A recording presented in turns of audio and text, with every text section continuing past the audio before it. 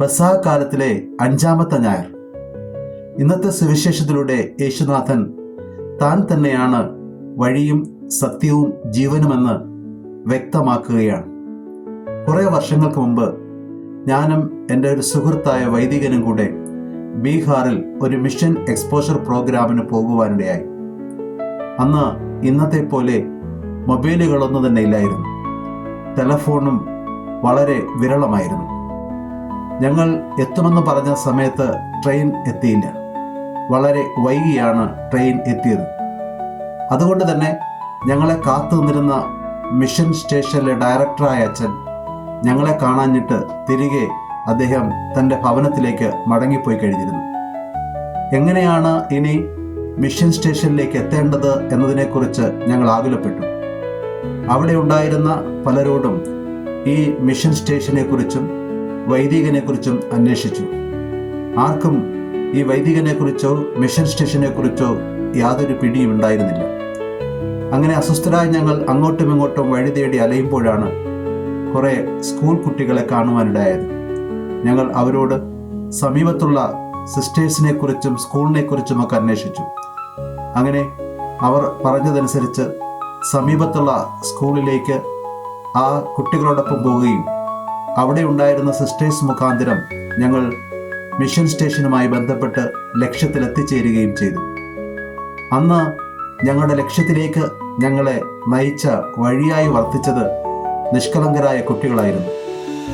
ഇന്നത്തെ കാലഘട്ടത്തിലായിരുന്നുവെങ്കിൽ നമുക്ക് പോകാനുള്ള സ്ഥലം ഏതാണെന്ന് അറിയാതെ വന്നാൽ നമ്മുടെ കൂട്ടുകാരോടോ പ്രിയപ്പെട്ടവരോടോ നാം ലൊക്കേഷൻ അയക്കാൻ പറയും. അവർ ലൊക്കേഷൻ അയച്ചു തരും. അതനുസരിച്ച് കൃത്യമായി നാം നമ്മുടെ ലക്ഷ്യസ്ഥാനത്ത് എത്തിച്ചേരും.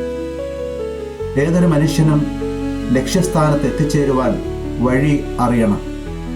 വ്യക്തമായി വഴി അറിഞ്ഞാൽ മാത്രമേ സുഗമമായി ലക്ഷ്യത്തിൽ എത്തിച്ചേരുവാൻ കഴിയുള്ളൂ. നമ്മളെല്ലാവരും തിരക്കുന്നതാണ് ദൈവത്തിങ്കിലേക്കുള്ള വഴി. എങ്ങനെ ദൈവത്തിങ്കിലേക്ക് എത്തിച്ചേരുവാൻ കഴിയും? എങ്ങനെ ദൈവവുമായി ബന്ധപ്പെട്ട് ജീവിക്കുവാൻ കഴിയും?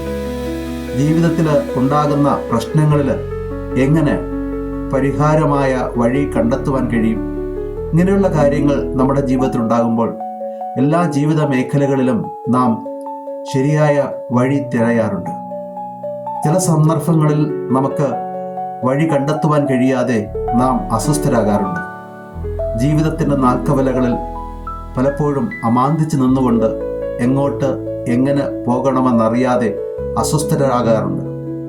യേശുനാഥൻ ഇവിടെ വളരെ വ്യക്തമായി നമ്മോട് പറയുന്നത് അസ്വസ്ഥരാകാതെ യേശുവിൽ വിശ്വസിച്ചുകൊണ്ട് യേശുവാകുന്ന വഴിയെ പിൻചെല്ലുവാൻ വേണ്ടിയാണ്. കാരണം അവിടുന്ന് സുരക്ഷിതമായ വഴിയാണ്. ആ വഴിയിലൂടെ നടന്നു നീങ്ങുന്ന മനുഷ്യൻ വ്യക്തമായ ലക്ഷ്യത്തിലേക്ക്, സുനിശ്ചിതമായ ലക്ഷ്യസാധ്യതയിലേക്ക് എത്തിച്ചേരും എന്ന് അവിടുന്ന് ഉറപ്പു തരികയാണ്. രണ്ടാമത് അവിടുന്ന് പറയുന്നത് സത്യവുമായി ബന്ധപ്പെട്ടാണ്. നാം ഇന്ന് ജീവിക്കുന്ന ഈ കാലഘട്ടത്തിൽ അർത്ഥസത്യങ്ങളും കാപട്യങ്ങളും ഏറെ കണ്ടെത്തുവാൻ കഴിയും. ജീവിതത്തിൻ്റെ ചുറ്റുവട്ടങ്ങളിൽ പലപ്പോഴും സത്യമറിയാതെ നാം അസ്വസ്ഥരാകാറുണ്ട്. പുണ്യശ്ലോകനായ ബെനഡിക്ട് 16 മാർപ്പാപ്പ ഒരിക്കൽ പറയുകയുണ്ടായി, ഇന്നത്തെ കാലഘട്ടം ആപേക്ഷികമായ സത്യത്തിൻ്റെ പിറകെ പോവുകയാണ്. പരമാർത്ഥമായ സനാതന സത്യം ആർക്കും തിരിച്ചറിയുവാനോ കണ്ടെത്തുവാനോ കഴിയാത്തവണ്ണം സത്യം സങ്കീർണമായി തീർന്നിരിക്കുന്നുവെന്ന്. നമ്മുടെ ജീവിതത്തിൻ്റെ ചുറ്റുവട്ടങ്ങളിൽ നാം പലപ്പോഴും കണ്ടെത്തുന്നത് ഇപ്രകാരം അർത്ഥസത്യങ്ങളും കാപട്യങ്ങളും ആപേക്ഷികമായ സത്യങ്ങളുമാണ്. സനാതനത്തിലേക്ക് നയിക്കുകയും പരമാ യാഥാർത്ഥ്യത്തിലേക്ക് നമ്മെ ഉൾക്കൊള്ളുകയും ചെയ്യുന്ന ദൈവികമായ സത്യം പലപ്പോഴും നമ്മുടെ മുമ്പിൽ മൂടപ്പെടുന്നു. അതുകൊണ്ട് തന്നെ അന്ധകാരത്തിൻ്റെ ഇരുളിൽ തപ്പിത്തടയുന്നതിന് സമാനമാണ് പലപ്പോഴും നമ്മുടെ ജീവിതങ്ങളും. ഇത് ഒരർത്ഥത്തിൽ നമ്മെ അടിമകളാക്കുകയാണ്. സത്യമറിയാതെ കണ്ട് ബന്ധനത്തിലാകുകയും ആ ബന്ധനം നമ്മെ അടിമത്വത്തിലേക്ക് നയിക്കുകയും ചെയ്യുന്നു. അങ്ങനെ വരുമ്പോൾ മനുഷ്യൻ സ്വാതന്ത്ര്യമില്ലാതെ ജീവിക്കുന്നതിന് കാരണമായിട്ട് മാറുകയും ചെയ്യുന്നു. യേശുനാഥൻ നമ്മോട് പറയുന്നത് സത്യം നമ്മെ സ്വതന്ത്രരാക്കുമെന്നാണ്. ഒരിക്കൽ പിലാത്തോസ് യേശുവിനോട് ചോദിച്ചു, എന്താണ് സത്യമെന്ന്. സത്യത്തിൻ്റെ നിജസ്ഥിതി അറിയുവാൻ കഴിയാതെ അദ്ദേഹം അന്ധകാരത്തിൽ തപ്പിത്തടയുകയായിരുന്നു. എന്നാൽ യേശുനാഥൻ അതിന് മറുപടി ഒന്നും പറഞ്ഞില്ല. കാരണം അവിടുന്ന് തന്നെയായിരുന്നു സത്യം. അവിടുന്നാകുന്ന സത്യത്തിൻ്റെ നിജസ്ഥിതി തിരിച്ചറിയുവാൻ കഴിയാതെ പിലാത്തോസ് യേശുവിനെ കുരിശുമരണത്തിന് അവർക്കായി ഏൽപ്പിച്ചു കൊടുത്തു. പലപ്പോഴും സത്യമറിയാതെ തെറ്റായ വിധി നടത്തുന്ന ലോകത്തിലാണ് നാം ഇന്നും ജീവിക്കുന്നത്.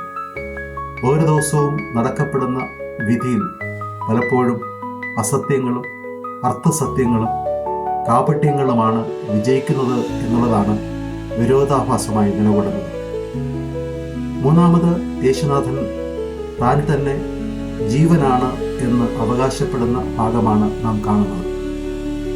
ജീവന്റെ അടയാളമായി നമ്മുടെ മുമ്പിലുള്ളത് വളർച്ചയാണ്. നമ്മുടെ ചുറ്റുപാടുമുള്ള സസ്യലതാദികളും മറ്റ് മൃഗങ്ങളുമൊക്കെ ജീവിക്കുന്നത് അവർക്ക് ജീവചൈതന്യം ഉള്ളിലുള്ളത് കൊണ്ടാണ്. മനുഷ്യനും അങ്ങനെ തന്നെയാണ്. സൃഷ്ടിയിലൂടെ ലഭ്യമായ ജീവന്റെ ചൈതന്യം അവനെ വളർച്ചയുടെ ഉന്നതിയിലേക്ക് എത്തിക്കുന്നു. ജീവന്റെ മുകുളങ്ങൾ വളർച്ചയിലേക്കും അത് ഉയർച്ചയിലേക്കും ആനയിക്കുന്നു. യേശുനാഥൻ നമ്മോട് പറയുന്നത് നമ്മുടെ വളർച്ച പൂർണ്ണതയിലേക്ക് ആയിരിക്കണമെന്നുള്ളതാണ്. ഏതൊരു മനുഷ്യനും അവൻ്റെ പൂർണ്ണതയിലേക്ക് വളരണമെങ്കിൽ ലക്ഷ്യസ്ഥാനത്തെക്കുറിച്ചും അവൻ്റെ മുന്നോട്ടുള്ള യാത്രയിൽ അവൻ എവിടെയാണ് എത്തിച്ചേരേണ്ടതെന്നതിനെ കുറിച്ചുമുള്ള വ്യക്തത അറിയേണ്ടതുണ്ട്. ലക്ഷ്യം അറിയുമ്പോഴാണ് ആ യാത്ര സുരക്ഷിതമായി അവസാനിക്കുന്നത്. നമ്മുടെ ഓരോരുത്തരുടെയും ജീവിതത്തിൻ്റെ ലക്ഷ്യം എന്താണെന്ന് നാം തിരിച്ചറിഞ്ഞുകൊണ്ട് ആ ലക്ഷ്യത്തിലേക്ക് നാം മുന്നോട്ട് പോകുമ്പോഴാണ് ജീവിത സാകല്യത്തിലേക്ക് നാം എത്തുന്നത്. അങ്ങനെ യേശുനാഥൻ ജീവിത സാകല്യം താനാണെന്നും ഓരോ മനുഷ്യനും എത്തിച്ചേരേണ്ട സനാതനമായ ജീവിത സാഫല്യം തന്നിൽ അന്തർലീനമാണെന്നും ഇവിടെ സാക്ഷ്യപ്പെടുത്തുകയാണ്. ഈ ജീവിത അന്വേഷണത്തിൽ നാം വഴിതെറ്റി ജീവന്റെ വളർച്ചയെ മുരടിപ്പിക്കാതെ യേശുവിൽ പൂർണ്ണമായും ആശ്രയിച്ച് വിശ്വസിച്ച് പൂർണ്ണ വളർച്ച പ്രാപിക്കണമെന്നുള്ളതാണ് അവിടെ നൽകുന്ന സന്ദേശം. ഒരർത്ഥത്തിൽ നാം ഓരോരുത്തരും വിളിക്കപ്പെട്ടിരിക്കുന്നത് ഇപ്രകാരം യേശുവിൽ വളർന്ന് നിത്യതയെ പുൽകുവാനും അങ്ങനെ ജീവിത സായുജ്യം സന്തോഷത്തിൻ്റെ പൂർണ്ണതയിൽ അനുഭവിക്കുവാനും വേണ്ടിയാണ്. നമ്മുടെ ജീവിതത്തിൻ്റെ വഴികളിൽ ഈ 3 സത്യങ്ങളും വളരെ അർത്ഥവത്താണ്. വഴി അറിഞ്ഞാലേ മുന്നോട്ട് പോകാനാകും. സത്യം തിരിച്ചറിഞ്ഞാലേ ആ സത്യത്തിലേക്ക് നമുക്ക് അറിവ് സമ്പാദിച്ച് മുന്നോട്ട് പോകുവാൻ കഴിയും. ജീവന്റെ പൂർണ്ണത എന്താണെന്നും ലക്ഷ്യമെന്താണെന്നും മനസ്സിലാക്കിയാലേ ജീവനിലേക്ക് വളരുവാൻ നമുക്കാകുകയുള്ളൂ. എന്നാൽ പലപ്പോഴും ഇതിന് കഴിയാതെ അസ്വസ്ഥരായി നട്ടം തിരിയുന്നവരാണ് നമ്മൾ ഓരോരുത്തരും. അതുകൊണ്ടാണ് യേശു പറയുന്നത്, നിങ്ങളുടെ ഹൃദയം അസ്വസ്ഥമാകേണ്ട. ജീവിതത്തിൻ്റെ ലക്ഷ്യത്തെക്കുറിച്ചോ വഴിയറിയാതെയുള്ള പ്രയാസങ്ങളെക്കുറിച്ചോ സത്യത്തിൻ്റെ തിരിച്ചറിവിൻ്റെ യാഥാർത്ഥ്യം ഉൾക്കൊള്ളാൻ കഴിയാത്തത് കൊണ്ടോ അസ്വസ്ഥരാകാതെ പൂർണ്ണമായും യേശുവിൽ ആശ്രയിച്ചുകൊണ്ട് വിശ്വാസത്തോടുകൂടി മുന്നോട്ട് പോകുവാൻ അവിടുന്ന് ആവശ്യപ്പെടുന്നു. അതുകൊണ്ടാണ് അവിടുന്ന് വഴിയും സത്യവും ജീവനുമാണെന്ന് ഉറക്കെ പ്രഖ്യാപിക്കുന്നത്. ഈ വഴിയും സത്യവും ജീവനും ജീവിതത്തിൽ തിരിച്ചറിയുന്നവന് മാത്രമേ യഥാർത്ഥ രക്ഷ സ്വന്തമാക്കുവാൻ കഴിയും. കാരണം യേശു ഇത് 3 താൻ തന്നെയാണെന്ന് ദൈവത്തിൻ്റെ ആ ചൈതന്യത്തിൻ്റെ ശക്തിയിൽ നിന്നുകൊണ്ട് നമ്മെ നോക്കി വീണ്ടും വീണ്ടും അരുളി ചെയ്യുകയും നമ്മെ അവിടത്തേക്ക് ഉൾക്കൊള്ളുവാൻ തക്ക രീതിയിൽ ഹൃദയം തുറന്നു തരികയും ചെയ്യുകയാണ്. ഈ വിളി സ്വീകരിച്ചുകൊണ്ട് നമ്മുടെ ജീവിതത്തെയും സായുജ്യതയിലേക്ക് നാം നയിക്കേണ്ടതുണ്ട്. ഇന്നത്തെ 1-ാമത്തെ വായനയിൽ ഇപ്രകാരം കർത്താവായ യേശുക്രിസ്തുവിൻ്റെ വിളി സ്വന്തമായി അവിടുത്തെ ശുശ്രൂഷ ചെയ്യുവാൻ വേണ്ടി മുന്നോട്ട് വന്ന ഡീക്കന്മാരുടെ സംഭവമാണ് നാം കാണുന്നത്.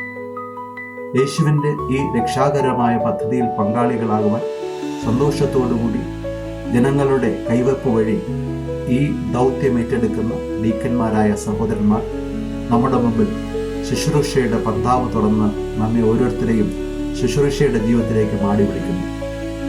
2-ാമത്തെ വായനയിലൂടെ നാം ഓരോരുത്തരും ഇതിലേക്ക് തിരഞ്ഞെടുക്കപ്പെട്ടവരാണെന്ന് വിശുദ്ധ പത്രോസ്ലീഹ നമ്മെ ഓർമ്മപ്പെടുത്തുന്നു.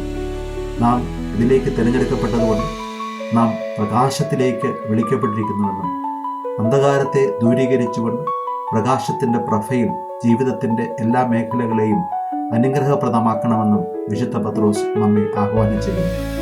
ഈ ആഹ്വാനം ഏറ്റെടുത്തുകൊണ്ട് യേശുവാകുന്ന വഴിയിലൂടെ സഞ്ചരിച്ച് യേശുവാകുന്ന സത്യത്തെ തിരിച്ചറിഞ്ഞുകൊണ്ട് യേശുവാകുന്ന ജീവനിലേക്ക് നിരന്തരം വളരാൻ നമുക്ക് കഴിയട്ടെ.